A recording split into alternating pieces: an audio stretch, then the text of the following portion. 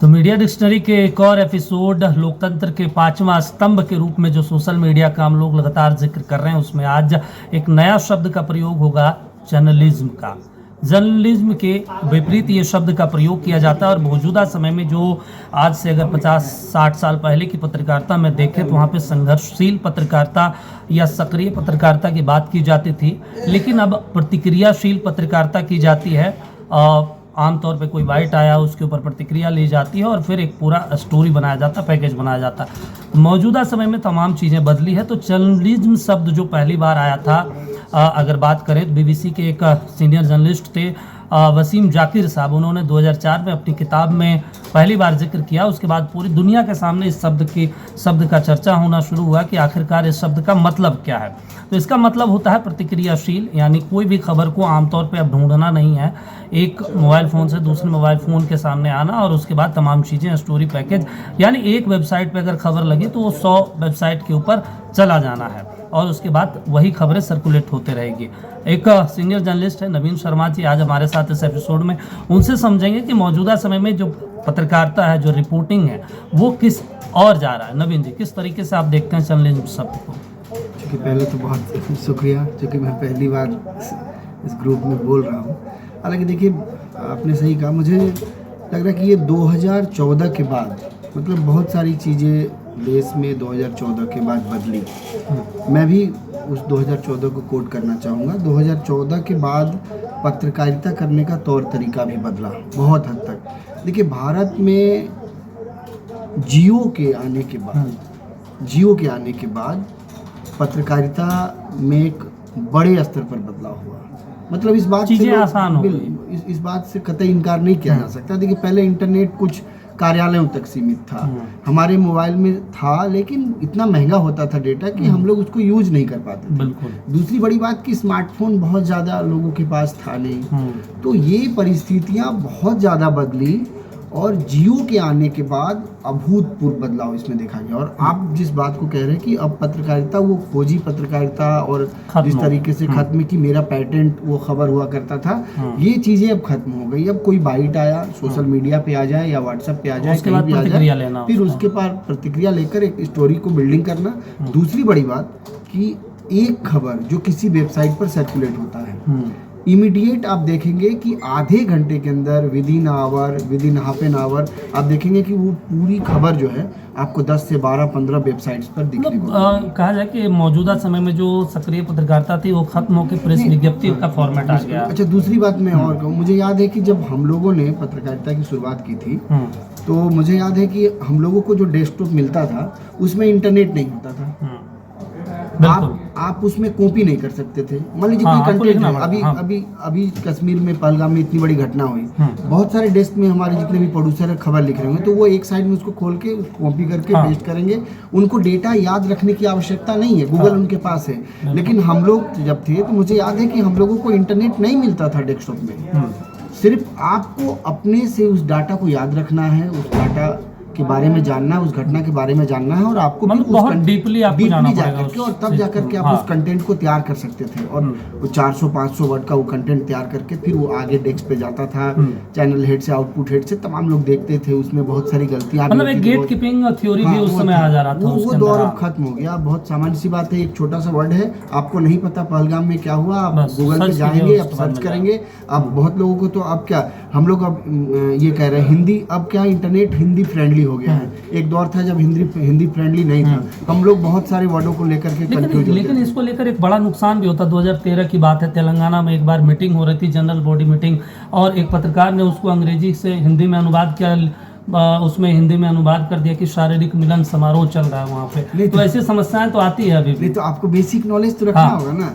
देखिए, आपको basic knowledge रखना होगा। देखिए, आप जो अंग्रेजी का कंटेंट जब हिंदी में बदलता है तो उसमें बहुत सा जो है ये कॉपी पेस्ट और ये तमाम चीज़ों का नुकसान भी है, कुछ भी हो सकता है उसमें। तो वो आपको उतना बेसिक नॉलेज रखना होगा। वो भाई साहब ने जो किया वो पूरी दुनिया ने देखा उसे, खैर वो अलग बात है।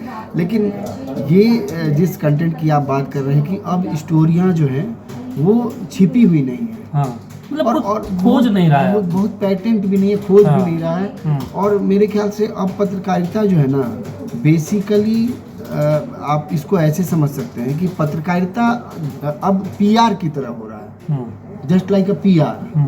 मतलब पहले क्या था कि आप किसी सरकार के खिलाफ खबरें तलाशते थे, खबरें करते थे, उस सरकार को कटघरे में खड़ा करते थे उनकी योजनाओं को लेकर।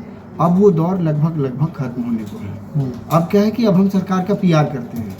हम किसी राज्य में पत्रकारिता कर रहे हैं, हम उस सरकार के अगेंस्ट नहीं जा सकते हैं, क्यों? हमारा विज्ञापन बंद हो जाएगा। हमको चरण वंदन करना है और सरकार का पीआर करना है, उसकी योजनाओं का पीआर करना है। तो ये अब धीरे धीरे आप देखेंगे कि अब पत्रकारिता पीआर की तरफ। अच्छा, कहीं ऐसा नहीं लगता कि संस्थान भी अब उस स्टोरी के पीछे उतना दिमाग नहीं लगाता, जो चीज़ें चल रही है चलने दिया जाए। बहुत कम ऐसे संस्थान बच गए जो स्टोरी के ऊपर पैसे खर्च करें। एक स्टोरी पे 1-2 लाख रुपए जा रहे हैं लोग जमीन पे धरातल पे चीज़ों को निकाल रहे हैं।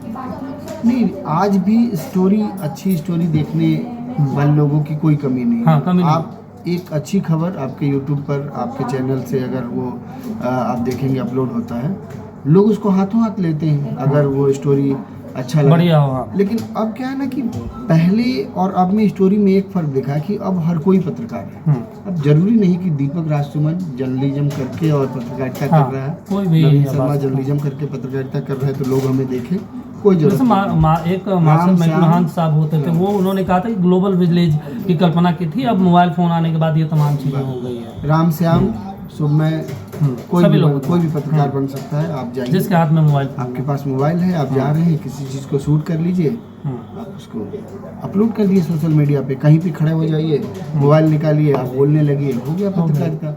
अभी वर्ड आपने कहा कि 5वां स्तंभ सोशल मीडिया, तो हालांकि पत्रकारिता और सोशल मीडिया लोग कोरिलेट तो करते हैं दोनों को एक दूसरे से, लेकिन मैं इसमें जो बेसिक फ़र्क जो मैं महसूस करता हूँ सोशल मीडिया और जर्नलिज्म में, वो ये है कि सोशल मीडिया की अपनी कोई निजी जिम्मेदारी नहीं है, लेकिन जर्नलिज्म की एक निजी अपनी जिम्मेदारी है।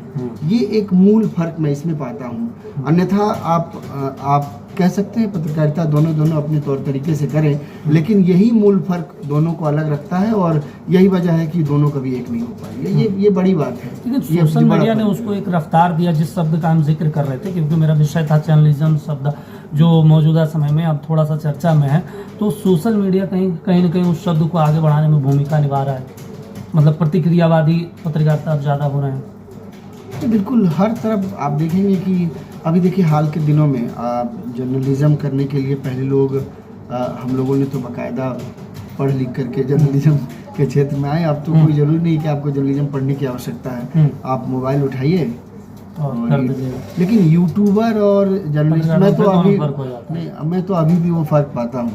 अब लोग इस बात को समझे या नहीं समझे, लेकिन ये एकदम साफ तौर पर फ़र्क है। आपको याद होगा कि बिहार के बहुत बड़े मनीष कश्यप, हाँ बिल्कुल, बड़ा नाम, बड़े यूट्यूबर, बड़ा नाम, उन्होंने अपने यूट्यूब के माध्यम में जिस तरीके से पत्रकारिता की, हालांकि वो पत्रकार नहीं थे, फिर भी इसको लेकर के विवाद भी हुआ। बाद में कहा गया कि मनीष कश्यप पत्रकार नहीं हो, यूट्यूबर है, नॉट इज जर्नलिस्ट। अब तो कई स्टेट यूट्यूबर को भी अलग एक कैटेगरी में रखा है। अब क्या है कि लोग यूट्यूबर और पत्रकार दोनों को जोड़ करके ना देखें तो ज़्यादा बेहतर है, क्योंकि मूल फर्क मैं वही जिम्मेदारी की पाता हूँ। जर्नलिस्ट के तौर पर आपकी एक जिम्मेदारी है, लेकिन सोशल मीडिया और यूट्यूबर के तौर पर अगर आप काम करें तो आपकी कोई जिम्मेदारी नहीं है, आप कुछ भी कह सकते हैं, कुछ भी लिख सकते हैं। हाँ, मतलब देखिए, तो ये एक बड़ा सवाल होता है। बिल्कुल नवीन जी सही कह रहे थे। और सबसे महत्वपूर्ण होता है जब मास कम्युनिकेशन की आप पढ़ाई करते हैं तो एक वहाँ पे थ्योरी पढ़ाया जाता है, गेट कीपिंग थ्योरी, और सोशल मीडिया में ये चीज़ नहीं आता है। तो जब लोकतंत्र के 5वें स्तंभ के रूप में सोशल मीडिया का जब भी जिक्र होगा, जब भी इन तमाम चीज़ों के लेकर अध्ययन किए जाएंगे और सिलेबस बनाया जाएगा, तैयार किया जाएगा, तो फिर इस बेसिक चीज़ को भी रखा जाएगा। लेकिन जब हम वसीम जाकिर साहब के इस शब्द को आज पढ़ते हैं, हालांकि बहुत कम प्रचलित शब्द है जर्नलिज्म, लेकिन अब धीरे धीरे प्रचलन में आ रहा है, तो इसका मतलब ये होता है कि जो अक्सर स्वतंत्र प्रेस की हम कल्पना करते हैं, स्वतंत्र प्रेस की कल्पना कहीं ना कहीं इस शब्द के अंदर धूमिल हो जाता है, क्योंकि यहाँ पे प्रतिक्रियाशील पत्रकारिता हो जाती है।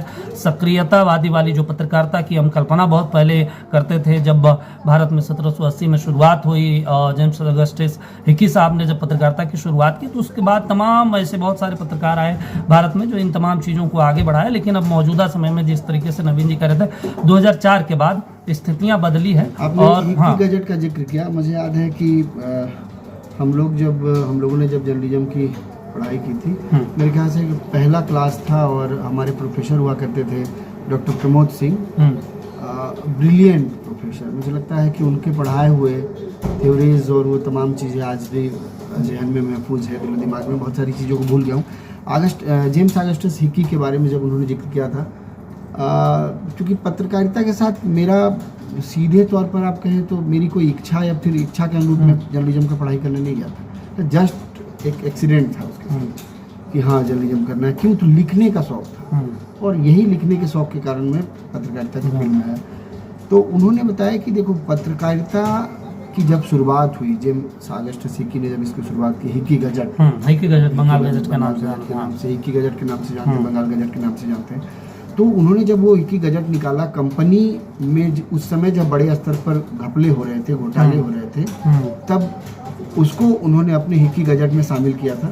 और हिक्की गजट में जब उस कंटेंट को शामिल किया तो उसी समय मैंने पत्रकारिता की शुरुआत के साथ ही उस पर जो है अंकुश लगाने की ये शुरू हो गई थी। प्रेस बकायदा ये उनको जेम्स ऑगस्टस हिक्की साहब को जेल भी जाना पड़ा, देश में छोड़ना पड़ा, इन तमाम को ये भी बंद करना पड़ा, कई दिनों तक जो है हिक्की गजट पर रोक भी लगी, छपना बंद हुआ। बहुत सी शुरुआत पत्रकारिता की शुरुआत के साथ ही शुरुआती दौर से इस तरह की स्थितियां रही। पत्रकार को हमेशा से पत्रकारिता को दबाने की कोशिश हुई है।